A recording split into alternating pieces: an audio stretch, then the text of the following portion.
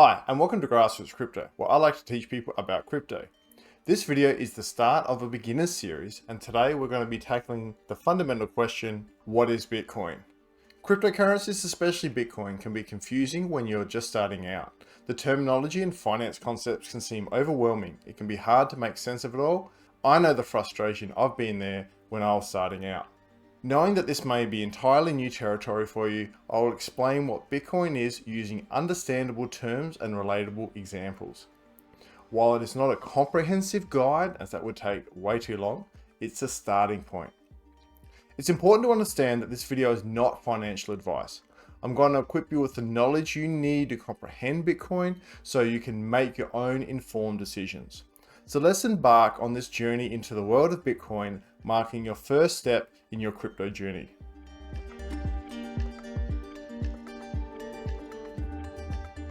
First, let's go over some basics. What is crypto and how does it relate to Bitcoin? Crypto is an abbreviation for cryptocurrencies. It is called crypto because it uses cryptographic proofs, e.g. encryption, to help make it secure. Cryptocurrencies live in the internet. They have no physical form, and there is no actual physical coins. They are all digital.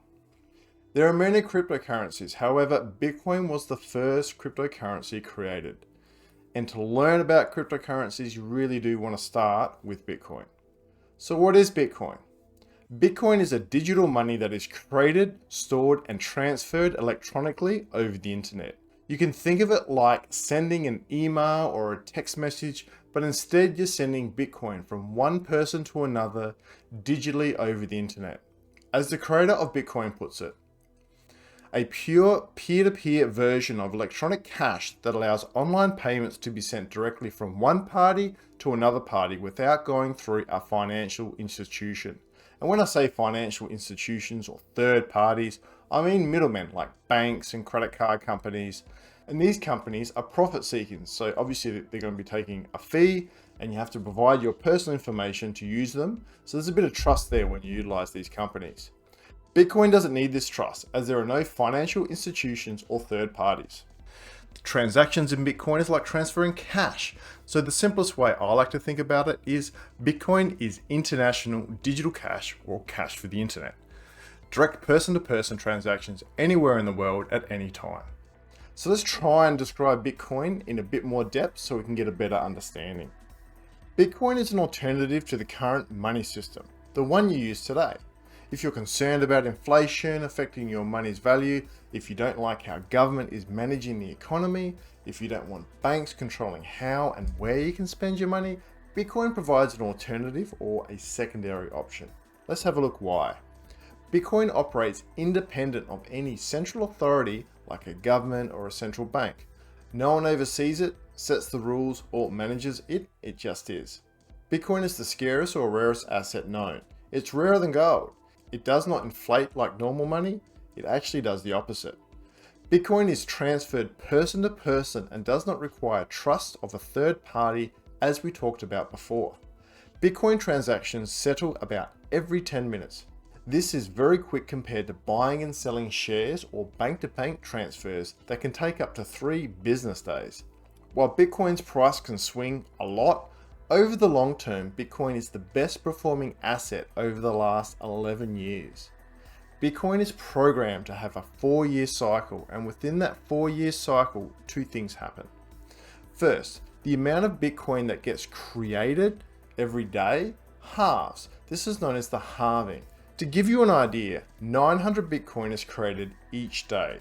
After the next halving, which is set for about April 2024, 450 Bitcoin will get created every day. The second thing is the effect on the price. So we've got here a bit of a chart history, and the blue lines is the halving that's already happened, and then this blue line over here is the one yet to come. So every 4 years, the price generally goes through a peak period known as the bull, and then a valley which is known as the bear. We're currently in a valley period, and the next peak period is set for late 2025 or about 12 to 18 months after the halving, which looks to be about late April 2024. Now, I'm not giving financial advice here, I'm just stating the facts. About 93% of Bitcoin that will ever be created has already been created. It's about 19.5 million. Of that 19.5 million, only about 3 to 5 million Bitcoin is actually in circulation and traded. The rest is being held by people, as in like holding it, or it's been lost forever.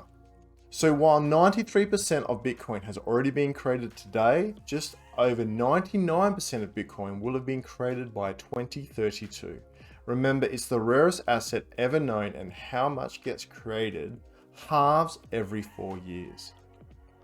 A hard asset like Bitcoin will rise with inflation, so Bitcoin can protect your wealth against inflation over the long term. So Bitcoin can be a store of wealth like gold. There are about 6 billion people who do not have access to financial services as they do not have the correct identification information to sign up to banks. Bitcoin allows financial services and freedom to these unbanked due to its inclusivity for all. In a time where companies and governments control everything, Bitcoin is the exact opposite, allowing freedom of use. It's truly money for the people and provides an alternative to the current money system. So how does Bitcoin work? Well, Bitcoin is quite complex and it takes a while to understand how it works. So I'm going to give you a very basic overview. However, be aware there is a lot more to it. So let's say we have Alice, and Alice sends some Bitcoin to Bob in another country, because you can do that. When Alice sends it, it's like a bank check. It's sent to Bob. Bob can see that it's been sent, but it's not settled yet, like it hasn't cleared. So Bob can't spend it yet. The word we use in Bitcoin is confirmed. Alice's new transaction goes into a queue with all these other new transactions that are on the Bitcoin network. So you can see Alice's transaction here. Then a miner here will go ahead and check and verify the transaction, just like what a bank does. They'll check the transaction is valid, Alice has enough Bitcoin to send to Bob, and so on and so forth, all the relevant checks there. The miner is like a person who validates the check when you go to cash it at a bank. The miner then assembles that transaction into a new block and puts a stamp on it. We're going to call this special stamp a block hash. So we've got this block hash here. And think of it like a special bank certification stamp. At this point, the block is sealed and all transactions within it are confirmed, and it will become block A. The block hash in block A is actually linked to the block hash in block B. So let's use an analogy to understand how this block hash linking thing works. Imagine each block is like a letter that contains the transactions and other block information. So now picture the block hash as a unique wax seal on the letter. Those red wax seals you'll see. Each block wax seal is created using a specific pattern based on the data inside the block. So here's the interesting part. Block's A seal is not only formed from its own data, but also includes the pattern in block B's seal. This creates a connection between the two blocks. Similarly, block's B seal incorporates the pattern of block C's seal in it, and so on and so forth. This chain of blocks are linked together through their seals or block hashes, and this what forms the Bitcoin blockchain, because it's a chain of blocks. There's much more to Bitcoin than that, but that covers the general basics of transactions get created, they get assembled by a miner into a block, that block gets mined and confirmed, and all these blocks are linked together via this block hash that's unique to the information inside of the block as well as the preceding block. So how do you buy Bitcoin? The current government-backed and issued money that you use today is known as fiat money, which is different to cryptocurrencies like Bitcoin, as they are not government-backed or issued. So the Australian dollar or the United States dollar is known as fiat money or just fiat. So to buy Bitcoin, you need to use your fiat to buy Bitcoin, just like if you were to buy shares. I just want to note that you don't have to buy a whole Bitcoin. As Bitcoin's not the cheapest nowadays. It can be broken up into smaller bits, just like a dollar can be broken down into cents. So you can buy $20 worth of Bitcoin and then you'll have a very small part of a Bitcoin. So let's have a look where you can buy Bitcoin. So first is a person-to-person exchange. This is the safest option, but it's a bit more complex, and the exchange rate, as in what you have to pay, might be a little bit higher. For more information, have a read of this article and have a look at the different options here. Secondly, you can earn it. You can charge for a product or a service and get paid in Bitcoin. And this is a great way. The third option is you buy it from a company known as an exchange. And these companies exchange fiat for Bitcoin and vice versa. Now, if you use an exchange, you need to provide your identity information just like if you were to open an account within a bank. This will tie your identity to your Bitcoin transactions, and this information could be leaked in a data hack, so do be careful.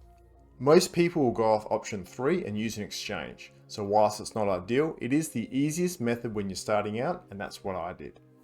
I'll explain about buying from an exchange so I can point out the risks and warnings if you go down this path. So how do you store Bitcoin? So once you've bought Bitcoin, say you bought it from an exchange, you can leave it on the exchange, but that's a bad idea because it's not yours.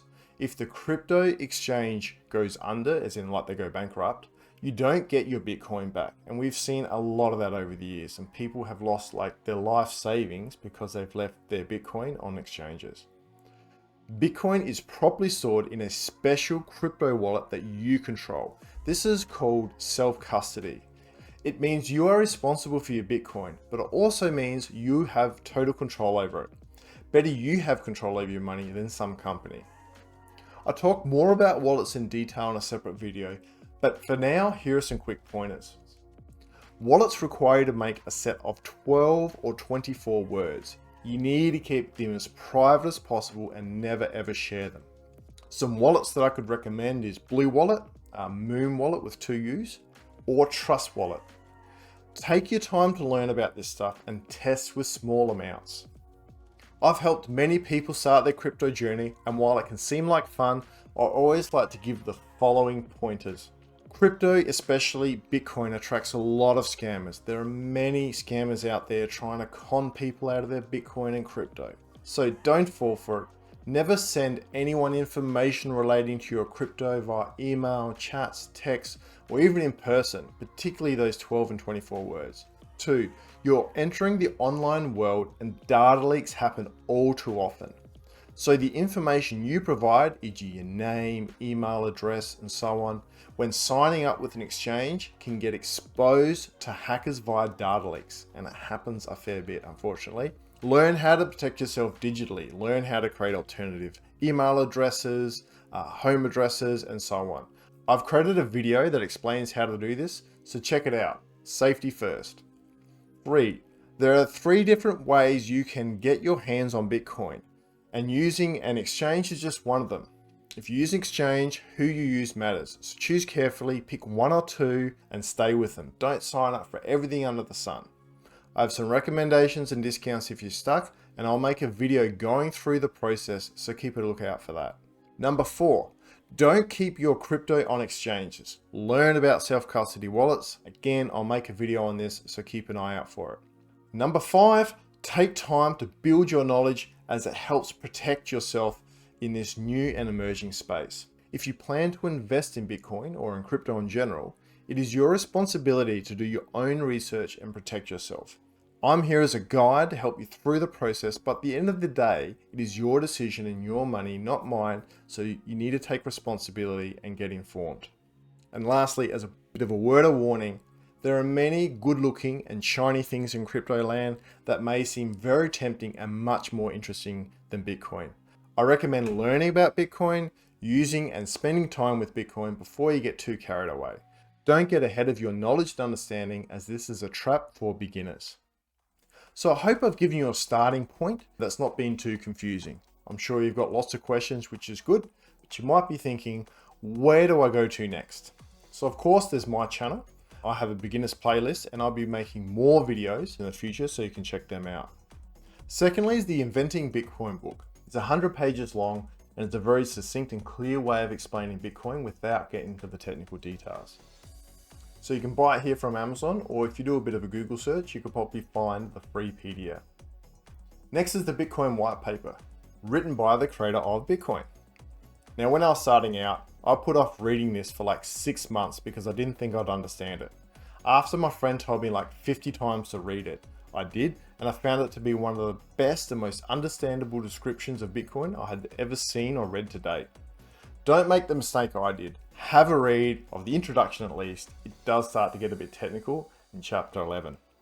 There's also this website which goes through and explains the white paper in more detail. And you can just like have a look here, click on these things and they give more detailed descriptions of the white paper to make it more understandable.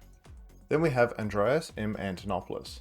Andreas is arguably the god of crypto education and someone who has helped me immensely. I've watched countless of his videos, listened to many of his podcasts and read his books. So anything Andreas creates is good. He's got a lot of videos, he's got a beginner one here, and one of my favorites is this one here. There's bitcoiner.guide. This has lots of information you can go through and read, and I already used this website over here previously. Then there's a site here, Getting Started, created by a Bitcoin developer. So lots of information you can go through and have a look at.